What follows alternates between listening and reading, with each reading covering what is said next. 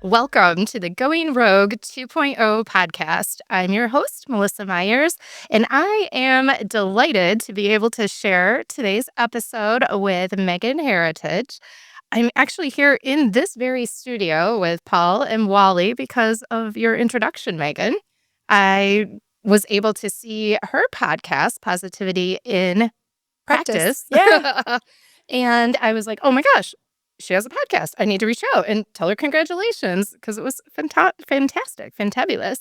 And then you just said, hey, I can introduce you if you like. Yeah. I didn't even know that you knew that that might be a good idea, but I took you up on it because we have been on a bit of a hiatus with Going Rogue Money Ministry.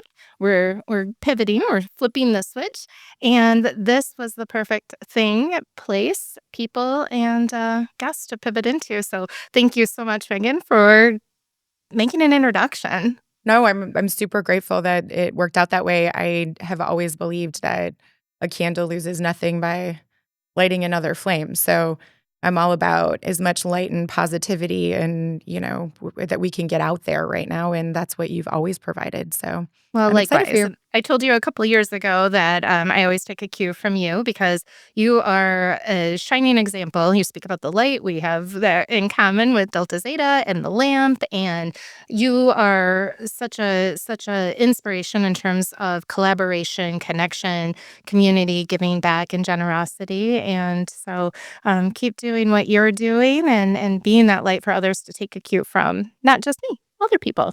Well, I appreciate that. I think we do the best with what we have in front of us. And it was something that I got a little bit of when I was coming up, and could have used even more of. And so I just feel responsible to reach back and grab anybody that I can. But I would have said the same thing about you, that, you were an inspiration to me. So it's funny how everybody's out there inspiring I'll each inspire other. each other. Yeah, we should probably say it out loud more often so that we're not, out there dragging around, and feeling like we're not making a difference when, so I try really hard to say like, hey, thanks, I appreciate you, or so thank you for that. And You're welcome. yeah, my sister. Well, thanks for being here. And I know we have lots of things in common, so it's going to be a fun conversation. We're both business owners, we're both wives, moms, we're involved in the community, we're Delta Zeta sisters, Yeah. different universities, different background there, but everything has a way of coming full circle and connecting to a greater level. Mhm. And that can be on our spiritual level. I know you have a deep faith, and you also have a very generous heart, and you take action when there's something on your heart. So let's talk about a little bit. We'll first start with going rogue and how you yourself have gone rogue in your life. And I know one of those was in a career shift. So you can talk about that or another area that you think is maybe more of a significant point in your life in which you went rogue. Yeah, I said just randomly in a conversation to someone, I think I'm one of the only people that I know that have quit, two more than $250,000 a year jobs. And to think about, quitting education and then going into development, and then sort of the transition of those two things, which were very, very different. But then going into building and then building Blue West. And one of the things that I wish that I would have doubled down on sooner, I think in going rogue, is just the general belief in myself, and that God has, created me equipped, and that sometimes you're going to feel called before you're qualified. Absolutely. And that's the part that I wouldn't have gotten had my husband not had a conversation with me about my bandwidth, and that wherever I put my energy, that's where we would see expansion.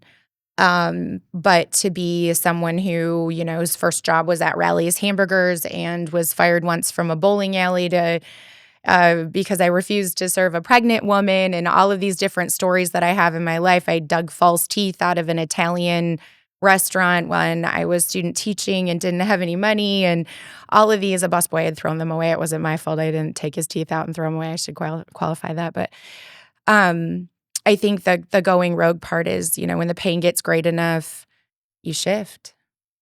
Right. And you never know how that's going to blossom. And I think that's the beautiful thing. When you shifted to real estate, you had no idea No. that you were going to be building your own brokerage No. and having your own podcast and doing other things, giving back in the community. I really admire the fact that you can release some of the revenue because you give Yeah. back proceeds. Can you tell us a little bit about how that originated and what that looks like today? So unfortunately, a lot of the things that have become the best things in my life have come out of things that weren't so great. And when I first came here, another female real estate agent said, "Go ahead and hang your own shingle. It's career suicide. Um, in this town, you're not from here." And so I thought that's not been my experience with the community so far. But I've always been big on doubling down on providing value first without expectation, right? So I'm not trying to leverage people. What I'm trying to do is say, how can I show up as Christ's hands to serve and serve you in some way? I pray often, show me. Show me, who needs me in this day. Show me where to go. Show me what to do. Help me to use the time, talent, and treasure that you gave me.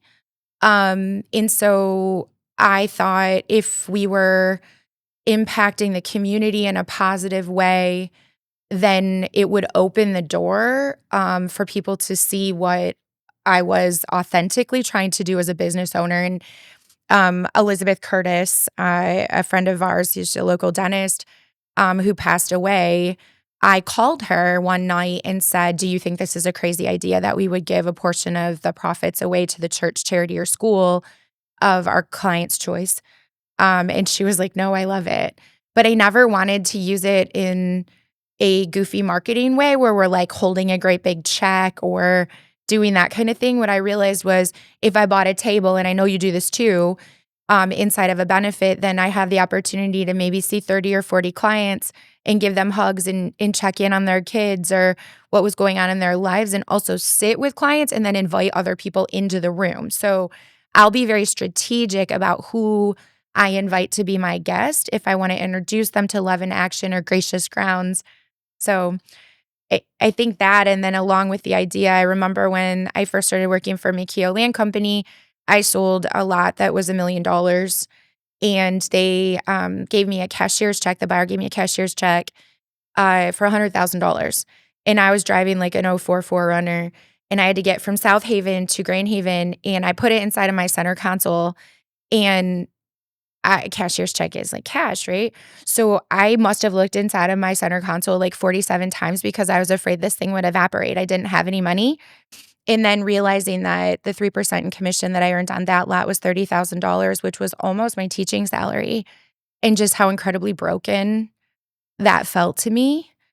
And so I feel like in some ways, I was supposed to be there as a teacher, and I did teach, in Vegas and then here alternative ed. Um, but I feel called to come back and continue to support kids and nonprofits and things that I believe in. Um, it's probably a really long answer for you, but that's how I feel about it. That was great because it gave so much insight into Megan and her heart, and you don't stop. You keep going. You have lots of irons in the fire, Mhm. and I think you mentioned something about John saying where you put your attention, that's where things flourish. Let's talk about discernment because we have so many distractions in Mhm. this world. It's easy to get pulled away with bright, shiny objects, and how do you discern where you put your time and make decisions as to what deserves your attention? I've had a really hard time with that. I've had a hard time with boundaries.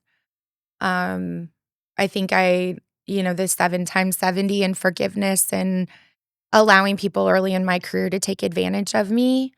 My cousin Andrea, who is a real estate attorney and I've always she's 5 years older than I am, but when you're 10 and she's 15, and, like, I've always just looked at her like she was Wonder Woman, like, she could do absolutely anything, and, I don't know, it was probably 10 years ago or so, she was like they call me Mugs.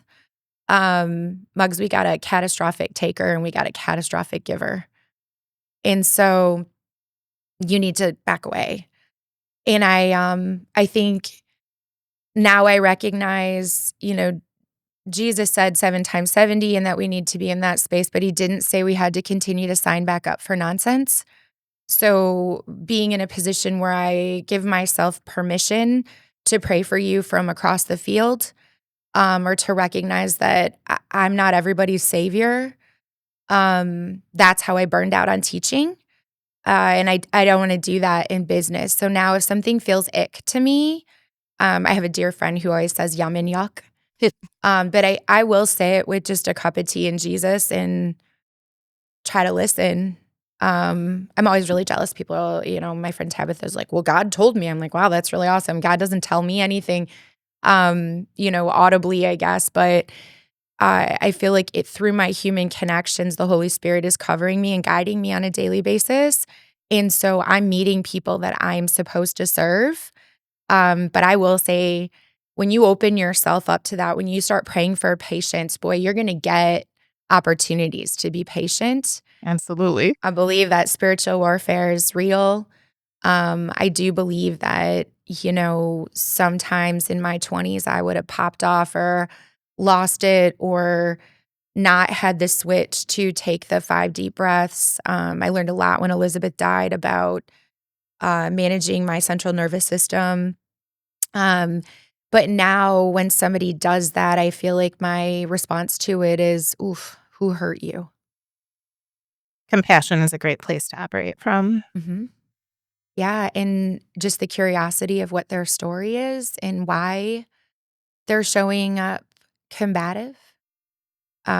Is that the only way they've learned to negotiate or connect? Uh, Rather than, I don't know, feeling triggered or feeling like I need to meet that energy. I don't need to meet that energy. I did hang up on someone last week though. How'd I, that feel? it felt not great, but I warned him multiple times that I don't allow people to speak to me the way that he was speaking to me. And then I said, I'm sorry, goodbye. But what I noticed is there was no cortisol spike in my body like there would have been in my 20s or maybe even my early 30s.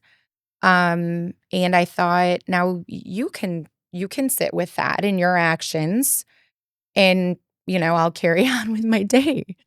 You've had that, haven't you? Where Uh, you're just like, wow, this is nonsense. what's happening? Right. How long am I going to tolerate this? Not much longer. Yeah. Yeah. So I mean, I think I think that comes along with maybe, 35 and now I'm 45 and I like 45. Like I really like I don't love, the things that are happening with my under eyes and things like that, but I really like that I've got a pretty good understanding of who I am and I've got a good group of friends that surround me who can reset my perspective when I can't see me clearly. You being one of them. I could call you and say like, "Listen, I don't think that I can do this." And you would show up with help or support or I think we need that. I think we all need that. We do. We need community. Right. It's so easy to get down the solo lane. Mhm. And remembering, you said so many times just in this interview alone, servant, serving, Right. doing for others. And I think when we shift that focus away from ourselves and we focus it to how we can help somebody else's life improve, become better, give them inspiration Yep. for doing the same. It's just that pebble in the pond, the Mhm. ripple effect. And that's a very beautiful place to operate from, because when you do that, then I know that everything else is going to come back to you. You just don't know how it's going to, but you're not attached to it. Right. And when you have that release of the outcome, it gives space for creativity and other connections that otherwise we might have our blinders on Yeah. and miss. Yeah. There's not only one way to be successful. And I think my job can be very egotistical. I mean, billboards and all of these, fancy things, and we put ourselves out there. And I mean, that's just not me. That's not authentically who I am. And it doesn't mean that I have judgment for somebody doing it in a different way. It just means that I need to be authentic to the legacy that I want to leave, I guess, and also to the people that I'm leading inside of my business. Like, there's no better compliment, I think, than people wanting to be a part of your team, Right. and wanting to work with you and signing up for you and consistently doing business with you and all of that. And that it's so valuable to me. Well, legacy, that's a powerful word. I was first introduced to that word when I was a Delta Zeta. It was just wasn't Yeah. in my vernacular many years ago.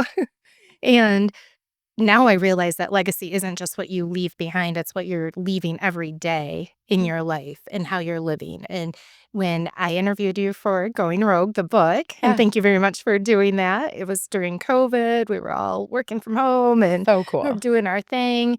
Um, One of the statements that you made in that interview is you teach people to fish, Yeah. and another statement was the busy badge. Yeah. So the discernment and really realizing where you can be most impactful, but not just to others, also to yourself is Mhm. so important. And tuning into that intuition and that inner knowing of what you are and what you represent and what you don't represent. Right. And I think that's so important for those listening that if you have a space, a job, a career, an idea that you want to amplify, it doesn't have to be done in the same format that everybody else does. No. And it might not feel good um if you do it in that way, right? Like, I was taught a specific way to sell and had been to a lot of different conferences and all of that. And, when one of my very best friends died at, 33, my whole life broke. And I realized that all of the sense of security that I had put together, the money that I had amassed, the, zero debt lifestyle, the husband, the kids, it wasn't insulating me from pain in any way. I think that when I went back after that and really thought about what I wanted my legacy to be and looked at what we do inside of the Be event, the nonprofit that we run that, you've spoken at, in going through those 6 areas of my life, like, what do I really want my relationships to look like? What do I really want my finances to look like? And that was when I think I doubled down even more. I'd always been kind of a cash is king human.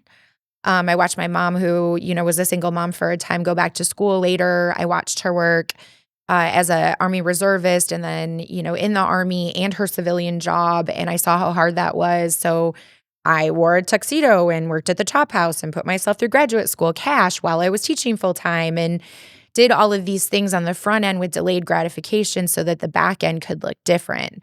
And that lot that I sold, $1 million lot, the man had flip-flops on, and one of them was tied up with, like, duct tape.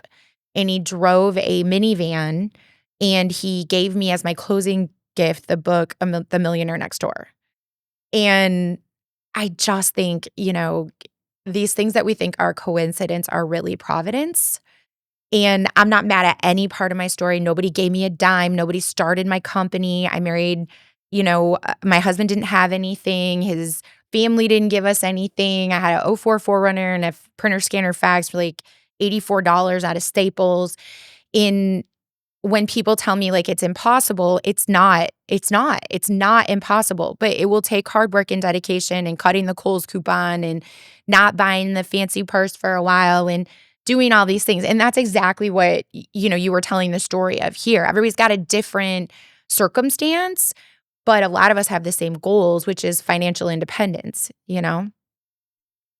There's so much taboo about money Right. and fear and anxiety and overwhelm. And it can be terrifying to just even open up the door to have a conversation about money. Mhm. And what I will encourage everyone to remember is that money has no power. but where the power lies is within you Right. and knowing what is important to you at the end of the day. And that's why in the book, I start out talking about values. Yeah. Let's not talk about performance or the best stock or what's going on in the White House. Let's really talk about what makes you tick. What's important? If at the end of the day, money was no object, how would you spend your time? How would you spend your money? Mhm. And let's start lining those up. And I think if we can start thinking a little bit differently, and that's why with this podcast, building on the Going Rogue brand, I just want people to start embracing curiosity and Right. celebrating possibilities. And you and I would not be having this conversation in this podcast studio had Wally and Paul not started their Right. own studio. Yeah. And look at that possibility. And who's going to hear this all around the world? We are now on a world stage, Yeah. which is hard for this introvert because Oh. but and what was really cool is speaking at the B event, that was the largest audience I've spoke with or to. Aw, I didn't know that. Yeah, but it made it easier because we were behind a camera and I didn't have all those faces looking at me. Yeah. So also encouragement for people to get out of their own way and just take steps because even if you're scared, somebody needs to hear the message. Absolutely, and I think that what we do is we say, "Well, I'm not like her." You might be comparing, newer real estate agents like to do this, they compare their year 2 to my year 20, right? Yeah. It's just not the same thing. In our trajectories are gonna be different, the market environments are gonna be different, the opportunities are gonna be different. The things that need to be the same is, grit and, being tenacious but you do a great job at being authentic in telling the truth about your story.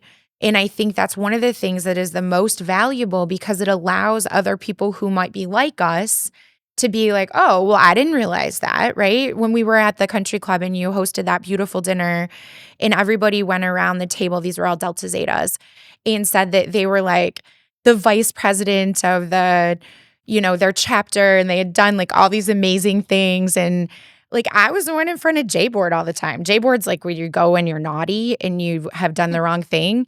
I was the one who like maybe forgot to pay my dues. But we were all there in the end based around this, common belief that we need to be for the masses first and not for ourselves first. And I just thought it was so neat to listen to all of these different stories of different women who had got to a point of their own definition of success, who were from different spaces, right? Like as they went around the table, I'm like, oh gosh, like I was not chapter president. I was not this. I was not that. I couldn't offer that.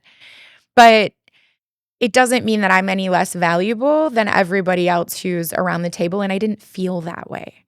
I think the story is just as important. The journey is just as important as the end of the story, you know? We all have our own way we can contribute. Yeah. And when you talk about being, divorced or being a single mom or being inside of that space, you're going to speak to the heart of somebody who's in that space and they're going to see you in what you've created. And that is going to be the flame that's lit in them to be like, man, if she can do it, then I can do it too. And you can help shorten their curve. And that's what you've done, Yeah. you know? I always believe in the 3 words, beliefs, behaviors, and outcomes. Yeah. And that's why the beginning of the book does start with mindset. And that's what I want to be able to convey and foster and just inspire the listeners, the watcher, the viewers to just sit in that space of what if, because there's no harm in exploring that. Right. And how long can you go? Like if you actually put a stopwatch to your brainstorming, your own inner dialogue of what the possibilities might be, I will bet that the few times that somebody tries that, it's less than 5 seconds. Yeah. Because immediately we start telling ourselves, "Oh, you can't do that because," Yeah. or "That won't work," or "That's gonna cost too much money," or "You don't have any time." And so the development of an idea gets shut down right away. Mhm. And, we were at that dinner because when I started the book, I knew I needed to have some skin in the game because it would be really easy to not finish it. Oh, And so wow. the partnership Mhm. was, one, making an announcement that I was going to donate proceeds of the book to nonprofits, and I've done that every year now for Came 5 to years. mind, thank And it's you. Yes, the RB B event. event. Yeah, the B event was the very first recipient, Yeah, and, and so now it's just continuing to blossom, and, um, 2023, the proceeds went to Delta Zeta, yeah. and then this year, I'm making the announcement, book proceeds are going to the Starkey Hearing Foundation, Oh, cool. which is a major benefactor of the Delta Zeta Foundation and the Yeah. Delta Zeta organization. So it's really neat how things are now dovetailing together Mhm. and being able to serve other people and give light, give leadership, give inspiration. Tell us, let's close it out with giving us a little bit of a sneak peek, if you can, on what's next for the B event. Yeah, so if I'm super honest, I think I'm gonna need some people to come forward and help me lead it. Um, Elizabeth has been gone, we did a 10-year, I think, and she's been gone a little longer than that, but I want it to be a deeper dive. I don't want it to be a day where we just get together and then we all kinda run out and do our own things and take what we can from that day and then go try on our own. I think that what I'm really envisioning is something that is a deeper dive with more connectivity over a year. Um, I think the women that are showing up there want that kind of connection.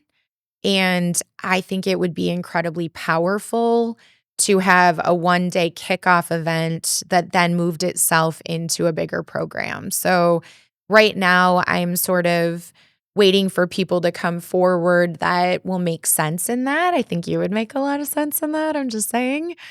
So that we can have something that's more nourishing and more fulfilling so that we can really fill people up so that they can go out and again be Christ's hands to serve.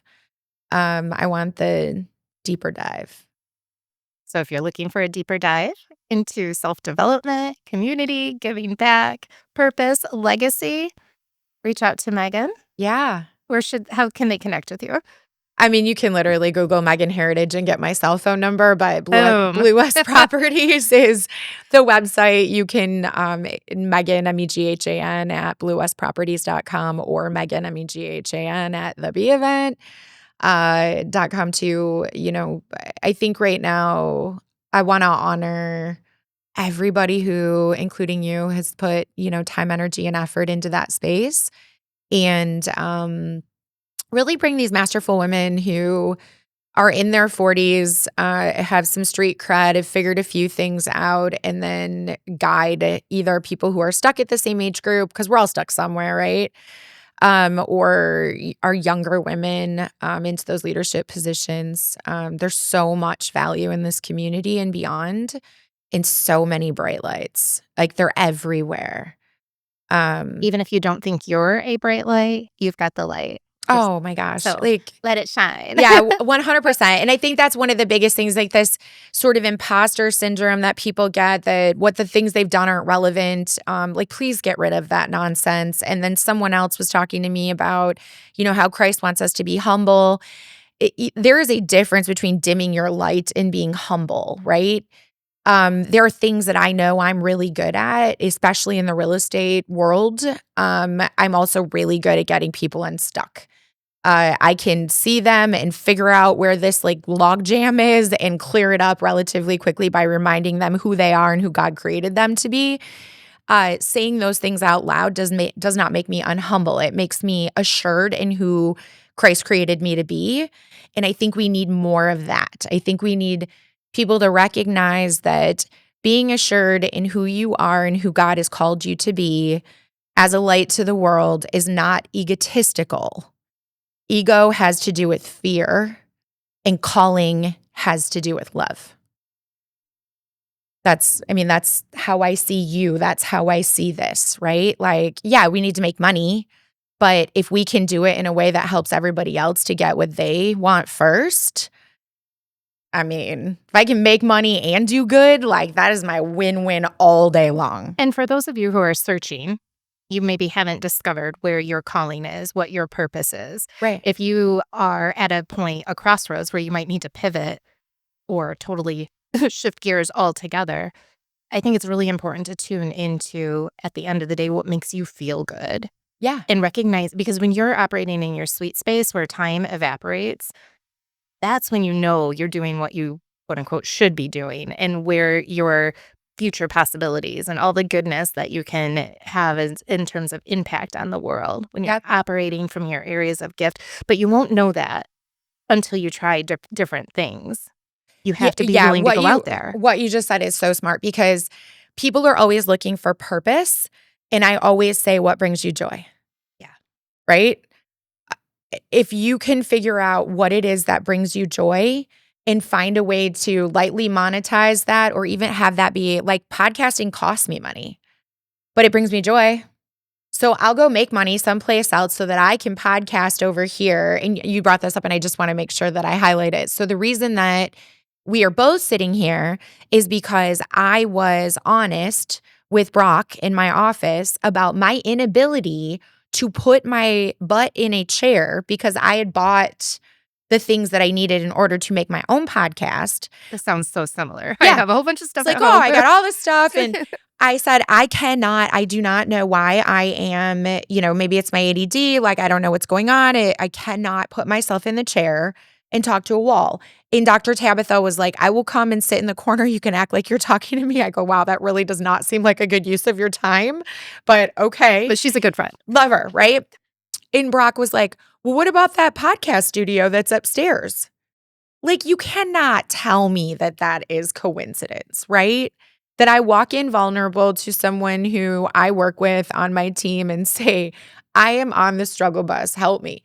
What am I gonna do? And he's like, "Boom, just walk up the stairs and there it is," right? Then you say this, then somebody else, Steve Volker says it. Like, I just want us to be in a space of awareness of, if we continue to hide who we are, hide our vulnerabilities and all of that, we will continue to lack a connection. And if we are open about what it is that we're struggling with, or we're asking to be invited someplace just to see what it's like, or we will maybe call you and say, like, "My finances are a train wreck right now. I could really use some help." That's where the real work begins. That's Yeah. where the real connection begins. And I think we would both say, if we talk about what sparks the most joy, I mean, for me, watching somebody achieve something that they didn't think was possible. Yeah. Oh, man, that's the one where I'm just like clapping for somebody on a stage when they didn't think that they were a public speaker, writing a big old check to, one of my agents that never thought that they would be able to afford a bigger house, like watching my kids on a lacrosse field do something that they have never done before, or just the sheer joy on their face, win or lose. Other people's successes. Oh, buddy. Yeah. Like, yeah, because we've already had our own wins, right? Right. I'm never going to sell $1 million house. I'm never going to sell a $3 million house for the first time. So, like, watching somebody else do it, teaching somebody to fish. Oh my gosh, so much jazz. Being able to raise my paddle at a mosaic event for $1,000 and to support kids' mental health and wellness. That is so my jam. Like, I want that. I want to continue this reciprocal relationship that I have with God and the Holy Spirit, that He will bring me the people, I will help the people, I will get compensated from helping the people. I will give a portion of that money back to the things that are needed in order to benefit those in need and fight for equity. And then rinse and repeat. And I will give even when we're in a down month. I will give when it's scary to me because I know that that's how it works. I know that I have to continue to be committed to He who provides for me and for my family, and that the people will just show up. And you know that too. I absolutely know that. And it's funny, I've thought back, okay, there's seasons Yeah. in life, there's seasons in finances, there's seasons in our careers, there's seasons in the flow of revenue. And what I started leaning into is when you do have that space where there's not a lot of new appointments on the books, I always feel like it's God saying, take a little break Yeah. because there's something else coming Mhm. and you've been working hard. And that's okay. And I think in this productivity driven world, it sometimes gets scary or intimidating, or we have the imposter syndrome that if we don't keep going, we have these fears that it's all going to dry up. And that's not the case if Right. we're living authentically and in our purpose. Yep, and then the spark of gratitude for every single client who shows up to work with us every single time, regardless of what the year's volume looks like, right? Yeah. Every time I'm like, "Oh my gosh, you picked me?" Like, I'm so excited. Again, I know that most of the people know 5 or 6 real estate agents, Yeah. So when somebody calls and says, "Could you please help my mother-in-law?" Or, "Could you please do this?" I'm so excited. It's like the first time I got to sell a house all over again. I never wanna lose that. Well, we always say that an introduction is the best thank you, Mhm. and Yeah. I really do believe that, and I'm always thankful to God because my story when I was 4 years in to be an advisor was I wasn't sure how it was going to go, if Yeah. it was going to go, where it was going to go, and I just asked God if He wanted me to be a financial advisor to put the people in front of me that He felt I could serve, Yeah. and once I offered up that prayer, the clients have continued to come, and Yeah, because yours is happy. divorce, job loss, relocation, death, like, you deal with a lot of the same things that, we deal Yeah, with on there's the a real estate reason. side too. Yeah, Yep. John has often said, "Do you just ask the Holy Spirit for the hardest deals you can possibly get?" Like, sort of, Yep. I ask for the people to come forward, and I also ask, like, if you could please buffer the nonsense, that'd be great too. That was one I didn't learn until probably my, mid-40s. I would always be like, "Okay, let me double down on crazy. Let me keep going with this thing," but now I think, we've got permission to turn a little bit from that, and I'll pray from you from across the football field, so Yes, absolutely. Well, yeah. Megan, thanks for being here today. I have a little surprise for you. Oh, you always have surprises. You're really good at gifts. Thank you. Oh, it's my favorite color too. I thought you'd like the green Oh, for I do multiple love the reasons. green. You should have given this to me before. I would have worn it for you. Thank you so You're much. welcome. And You're a if sweetheart. thank you. I'm glad you're here and able to help me get this launched on Yeah. the 2.0 version of Going Rogue. If anybody likes the idea of Going Rogue merch, we have a merchandise store, which is merch.sunkissedandblessed.com. What else? Oh, if you are interested in having public speakers for your event, reach out to me. We've got a category or catalog of speaking topics that we can bring to your organization. And if you have any fears, questions, concerns, if you're on the right track with your finances, check out our website, which is melissamyersgroup.com. Thanks for being here, Megan. Thanks for having me.